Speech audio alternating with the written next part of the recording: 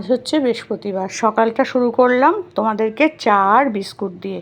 তো আমি একটু দুধ ছাড়া চা খাই, তাই জন্য তোমাদেরকে একটু কালো চাই দিলাম। আর দেখো সাথে দুটো বিস্কুট। আগে তোমরা খাও, তারপর আমি খাবো, কারণ তোমরাই আমার ভগবান, ভিউয়ার্সরাই হচ্ছে ভগবান। মানুষকে মানে ক্রিয়েটারকে ওপরে তুলতেও পারে, আবার নিচে নামিয়েও দিতে পারে হচ্ছে ভিউয়ার্সরাই। তো তোমাদেরকে প্রণাম জানাই। তো চলো সকালবেলা শুরু করলাম সারাদিনের কাজকর্ম। তো বিছানাটার চাদর পাল্টাতে হবে, জানোই আমি বৃহস্পতিবার চাদর পাল্টাই। আগে উঠে জানলাগুলো খুলে দিলাম, চাদরটা নামিয়ে দিয়ে। তো পিঙ্ক কালারের চাদর পাততে পাততে আমার একদম চোখ একেবারে পিঙ্কি পিঙ্কি হয়ে যাচ্ছে, বুঝেছো। আবার পরেও আছি দেখো পিঙ্ক কালারের নাইটি। কী যে অবস্থা না আমার, তোমাদেরকে কি বলবো। এবার কতগুলো নাইটি কিনবো আমি, আর চাদর কিনবো যেগুলোর মধ্যে পিঙ্ক একদম থাকবে না। বাপরে বাপ, কোথার থেকে ঘুরে ফিরে ঠিক পিঙ্ক কালারটা চলেই আসে আমার কাছে। তো যাই হোক, পিঙ্ক বাদ দিয়ে এবার আজকে একটু নীল রঙের চাদরই পাতলাম। চাদরটা আগেরই চাদর ছিল, নতুন চাদর অবশ্য পুজোর জন্য কিনবো করেও এখনও পুজোর কিচ্ছু কেনাকাটা হয়নি। সবাই দেখছি কেনাকাটা শুরু করে দিয়েছে, কিন্তু আমার এখনও কিচ্ছু হয়নি। তো দেখো চাদরটা টান করে রেখেছি, বালিশগুলোও তুলে নিলাম, বালিশের ওয়ারগুলো পরাবো। বালিশের ওয়ারও চেঞ্জ করবো, আগের দিন বালিশের ওয়ার চেঞ্জ করিনি। মানে এর আগে মাঝখানে একদিন একটু চাদর পাল্টেছিলাম, কিন্তু বালিশের ওয়ার পাল্টাইনি, তাই জন্য আজকে বালিশের ওয়ারগুলো পাল্টে দেবো। আর কি করব, ওই ঘরের চাদরটা আজকে আর পাল্টাবো না, ওই ঘরের চাদরটা পরে পাল্টাবো। আর আমার শোকেসের মধ্যে কাঁচা চাদরগুলো তোলা থাকে, তো সেখান থেকে বার করে নিলাম, বার করে নিয়ে যেটা আনলাম সেটা হচ্ছে কোল বালিশের ওয়ার। দেখো কি অবস্থা আমার, আমাকে আবার উঠে গিয়ে কোল বালিশের ওয়ার আনতে হবে। কি যে জ্বালায় পড়েছি আমি, তোমাদেরকে কি বলবো। তো দেখো এত গরম লাগছে তোমাদের, মানে বোঝাতে পারবো না, মুখ চোখ আমার একদম কুঁচকে যাচ্ছে গরমের চোটে। তারপর এগুলো করার পর আর ঘরদোর মুছবো। তো আজকে যেহেতু বৃহস্পতিবার, আজকে আর ঘরদোর ঝাড়া মোছা কিছু করা যাবে না। কালকে ধরবো সমস্ত বাড়ি ঘরদোর পরিষ্কার করা, কারণ মহালয়া 2 তারিখ কখন কোন সময় করতে পারবো না তার ঠিক নেই। কারণ আমার শরীরটা ক্রমশ খারাপ হচ্ছে, মানে কারণ প্রচণ্ড মানসিক একটা কষ্টে আমি আছি, তার জন্য শরীরের মন কোনো কিছুই আমার ভালো নেই। তো যাই হোক, কাজ তো করতেই হবে বলো, ঘরদোর পরিষ্কার রাখতেই হবে।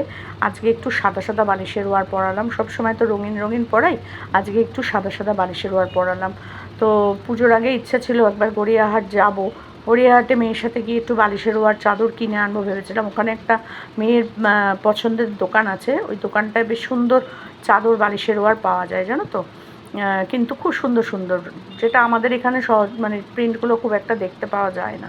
ওই দোকানটা থেকে খুব সুন্দর পাওয়া যায়, আর বেশ বড় ঝুলে। তো ভেবেছিলাম যাবো, তাই এবার আর যাওয়া হবে না, কারণ 29 তারিখ অবধি না 26 তারিখ অবধি আমার নাতনিরই পরীক্ষা, তাই জন্য আর যাওয়া হবে না। আর কি করব, এখান থেকেই যা হোক কিনে টিনে নেব, যদি কিনি, যদি কেনার মতো সামর্থ্য ভগবান দেয় তাহলেই কিনবো, না হলে নয়। যা আছে তাই দিয়েই চালিয়ে দেবো। আর আমার বাড়িতে আসছেটা কে বলো। তো যাই হোক, বালিশের ওয়ারের জায়গায় কোল বালিশের ওয়ার বার করেছি, সেই কোল বালিশের ওয়ারগুলো এখানে পরিয়ে নিলাম। পরিয়ে নিয়ে চাদরটা টান করে পরিষ্কার করে নিয়ে এবার যাব হচ্ছে গিয়ে, আমি ওই ঘরটাও একটু পরিষ্কার করে নেব। তারপরে পরপর যা করব তাই তোমাদের সাথে শেয়ার করতে থাকবো। তো সকাল বিছানার চাদর পাল্টে বালিশের ওয়ার মানে কভারগুলোও চেঞ্জ করে দিলাম। আর এখন যাব ছাদে, সকালবেলা এক গাদা মেশিনে দিয়ে দিয়েছিলাম, তো সেগুলো এখন ছাদে মেলতে যাব। ছাদে আজকে প্রচুর রোদ। চলে এসেছি ছাদে, একটা চাদর মেলে দিয়েছি দেখো, আর একটা চাদর এই পাশে মেলতে এলাম। প্রচণ্ড রোদ্দুর যেমন তেমন হাওয়া, মানে মেলে দাঁড়ানো যাচ্ছে না, ক্লিপ লাগানোর আগেই মনে উড়ে চলে যায়, এমন অবস্থা জানো না। আর তো ওই আমার পাশের ঘরে রোদের চাদর মেলা ছিল, তো সেটা আমি তুলে দিলাম। কারণ কি বলো তো, এই চাদরটা আমার মাটিতে লেগে যাচ্ছিলো, আর ওদের চাদরগুলো সেই সকাল থেকে দেওয়া ছিল, শুকিয়েও গেছিলো। তাই ভাবলাম ওদেরটা আমি তুলে নিয়ে চলে আসি, আর ওইখানে আমি আমারটা ভালো করে তাহলে মেলে দিতে পারবো। আর পাশের ঘরেই তো কোনো অসুবিধা নাই, তো সেই কারণে আমি আমার তো আমি আমার চাদরগুলো মেলার জন্য ওদের দুটো চাদর একদম তুলে নিয়ে এলাম, এসে এই চাদরগুলো আমার টান করে মেলে দিলাম। এই চাদরগুলো মেলে দিলাম, এই চাদরটা না আবার উড়ে চলে যায়, কোন দিকে যে যাব না বুঝতে পারি না গো। এটাকে একটু ছোট করে মেলতে হবে। তো ছাদ থেকে নেমে এসে একটু ফ্যানের তলায় বসে নিয়ে আবার শুরু করে দিলাম ঘর মোছা। আর তার আগে আমার ননদ ঘরগুলো একটু ঝাঁট দিয়ে দিয়েছিল, আমি যখন ছাদে গেছিলাম ও তখন একটু ঝাঁট দিয়ে দিয়েছিল। এবার আমি এসে ঝটপট মুছে নিলাম, কারণ এত রোদ্দুর ছাদে আমার আর তখন মনে হচ্ছিল না যে খুব সুন্দর করে আস্তে আস্তে মুছি। তখন আমার মনে হচ্ছিল কতক্ষণে ঘর মোছাটা সেরে দিয়ে আমি স্নান করতে পারবো। ওরে বাবা রে বাবা! তারপর আমার আবার বিকেলবেলা বেরোনোও ছিল। তো যা বুঝতেই পারছো আমার কি অবস্থাটা তখন মানে হচ্ছে। তার মধ্যে চাদর মানে বসার জায়গাটাও একটু টান টান করে ঠিক করে রাখলাম। ওখানে আমার আবার একটা ওড়নাও পড়েছিল। আমি তো যখন যেখানে পারি তখন ওই ওড়না যেখানে সেখানে রেখে দিই। ওড়না, ফোন, চার্জার, এই দুটো তিনটে জিনিস আমার ঠিক জায়গায় থাকে না কখনো। যখন যেখানে বসলাম সেখানে রেখেই হয়তো উঠে চলে যাই। দেখো কোমরে যন্ত্রণা হচ্ছে, তার সাথে সাথে সিঁড়ি ওঠানামা করলাম, এই যে নিচু হয়ে হয়ে মুছছি, কোমরে যন্ত্রণা হচ্ছে। কি করব বলো, বয়সের লক্ষণ গো, বয়সের লক্ষণ। কী আর করবে বলো, তাও তো ননদ আছে বলে অনেকটা আমার হেল্প হচ্ছে। শরীরটা যা খারাপ, তাতে ওরা আছে বলে আমার অনেকটা মানে সাহসটা পাচ্ছি আমি, না হলে একা একা থাকলে জানি না কি হতো না হতো। তো এবার আমি ওই ঘরটা মুছে নিলাম, বারান্দাটা সামনে থেকে মুছে নিয়ে এবার আমি এই ঘরটায় ঢুকে গেলাম। এই ঘরের বিছানার উপরও দুটো চারটে জামা কাপড় আছে, সেগুলোও ভাঁজ করতে হবে, সেগুলোও এখনও ভাঁজ হয়নি। তো চান এই তোমার কি বলে, ফ্যানটা চালিয়ে নিয়ে ঘরটা মুছে নিচ্ছি। আর এইসব করে যাব হচ্ছে, এই যে আমার ননদও ঢুকলো, কী যেন একটা বলতে আমাকে ঢুকেছে। তা আমাদের একটু স্বভাব আছে কী বলো তো, যখনই বসি তখনই আমরা একটুখানি গল্প করে নিই টুকটাক করে, ফ্যান চালিয়ে একটু বসে নিই দুজনেই। আমাদের এটা একটা স্বভাব আছে। তো ও একটু বসেছে, আমি বললাম তুই বস, ফ্যানটা তো চলছেই, তুই বস বরঞ্চ, আমি ততক্ষণ একটু মুছে টুছে নিই। আর এদিকে রান্নাও হচ্ছে, আর রান্না প্রায় শেষ হয়েই এসেছে। তো আমি একবার ছাদে চলে গেলাম, তার মধ্যেই ছাদ থেকে তিনটে চাদর তুলে নিয়ে এলাম। তো এই যে দেখো ওখানে ভাঁজগুলো করে দিচ্ছে, আর আমার তখনও এই ঘরটা মোছা বাকি ছিল। তার আগে তুলে নিয়ে এলাম, কারণ ছাদে যা রোদ্দুর, তাই টুক করে গিয়ে তুলে নিয়ে চলে এলাম। আর ও বললো আমি ভাঁজ করে রাখছি, তুমি মুছে চানটা করে নাও। তো আমিও সেটাই করতে গেলাম, ওর ভাঁজটা হয়ে গেল, আমি আবার এই ঘরটা মুছতে শুরু করলাম। কারণ কি বলো তো, মুছে নিয়ে এই দেখো ভাঁজ করে সব খাটের ওপর রেখে দিয়েছে ও। তারপর আমি এখন মুছেই চলে যাব স্নান করতে। আর ওর স্নান তো সকালবেলাতে ও করে নেয়, একদম কাচাকুচি করে স্নান টান করে তারপরে ও সব কাজ করে। তারপর চান মানে খাওয়া দাওয়ার পর ও আবার স্নান করে। তো আমি একটু খাটের তলাটা দেখছিলাম, অনেক জিনিসপত্র এখনও খাটের তলার মধ্যে ঢোকানো আছে জানো তো, যেগুলো কিছু ফেলে দেওয়ারও আছে, কিছু তুলে রাখারও আছে। তো সেটাই আমি একটু বসে আবার দেখছিলাম, কখন করব কি করব নিজেও জানি না। তো যাই হোক, পরিষ্কার করার দিন হচ্ছে কালকে, তাই দেখে টেখে নিলাম। কালকে শুক্রবার, আগামীকাল সমস্তটা পরিষ্কার করব, কারণ পুজোর আগে ঘরদোর একটু পরিষ্কার করতে হয়। লাইট ফ্যান এগুলো মুছবো, জানলার গ্রিল ঠিলগুলো সব মুছবো, এগুলো কালকে সমস্ত কিছু করবো গো।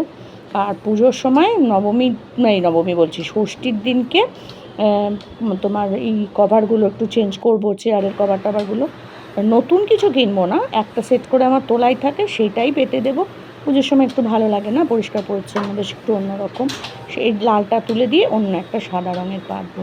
আর চাদরগুলো যেমন আছে তেমনই হয়তো থাকবে।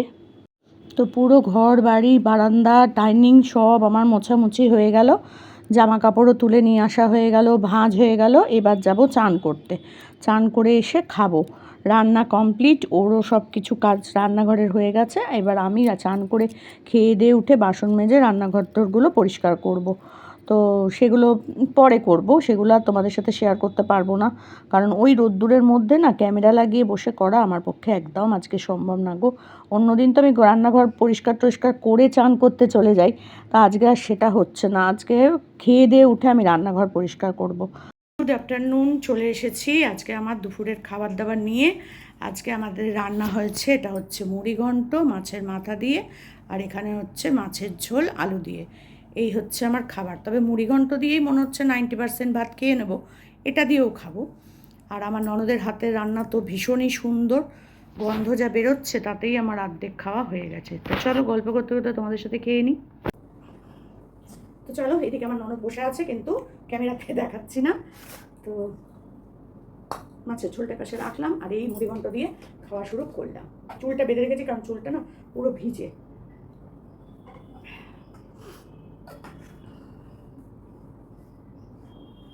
ভালো আছে?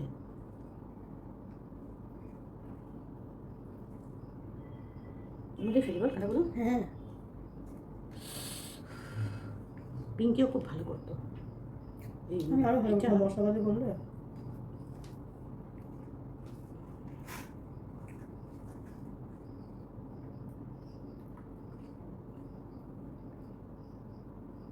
ভালো হয়েছে, খারাপ কি? এই মুন্ডুকে একটা কাঁটা দিন আমায়, মুন্ডু কাঁটা কাঁটাই পড়েনি। সবটা কাঁটা পড়েনি আমার, ভাবো একবার। মুন্ডু শক্ত শক্ত কাট কাট ঘুরিয়ে গেছে। এ বাবা, কান মানকো কিছু ভেঙে ঘুরিয়ে গেছে।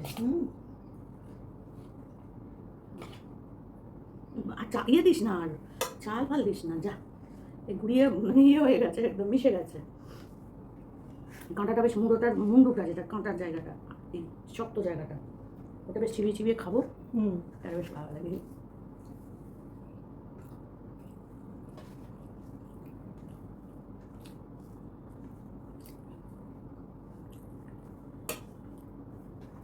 আর দিস না রে বাবা, এটা তেল।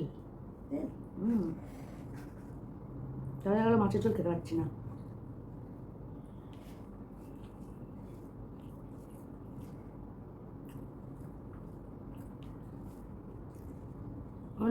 এটাও চাল, এটাও চাল। হ্যাঁ, ভাত হয়ে গেল, দুটোই তো ভাত।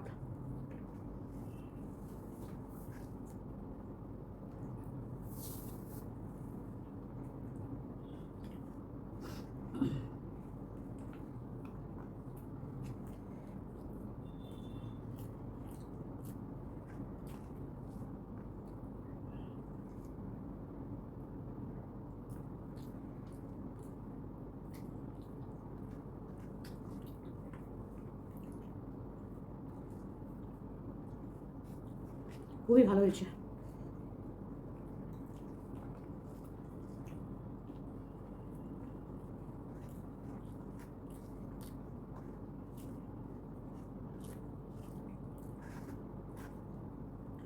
রাজু খায় না কেন মুড়ি ঘন্ট? ভালো লাগে না? ভালো লাগে, রেখে দেবো। না, ভালো লাগে না কেন? মুড়ি ঘন্ট তো ভালো খেতে, আমার তো খুব ভালো লাগে। তারপর একদিন পয়সা বানবো, পয়সা মাসে মাসে ভালো লাগে না, কিন্তু এখানে তো পাওয়া যাচ্ছে না, এখানে তো বাজারই বসছে না। এখান থেকে একটা আঙুল দেখতে পাচ্ছ?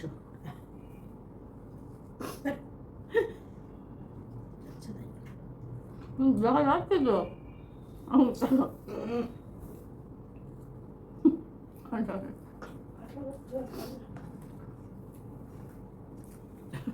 ও বেশিক্ষণ বাবু হয়ে বসে খেতে পারে না।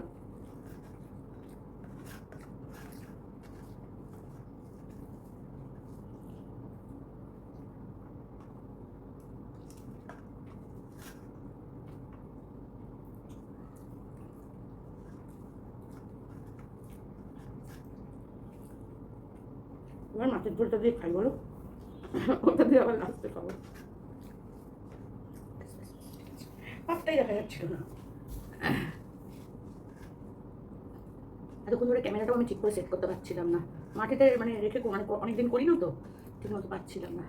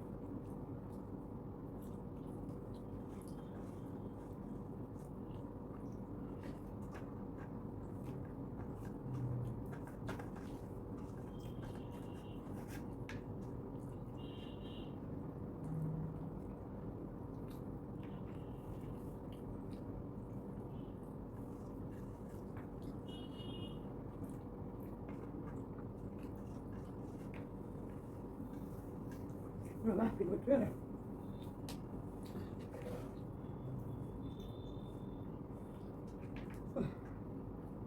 বেশি করে পেরেছি, ভালো রান্না, বেশি করে পেরেছি।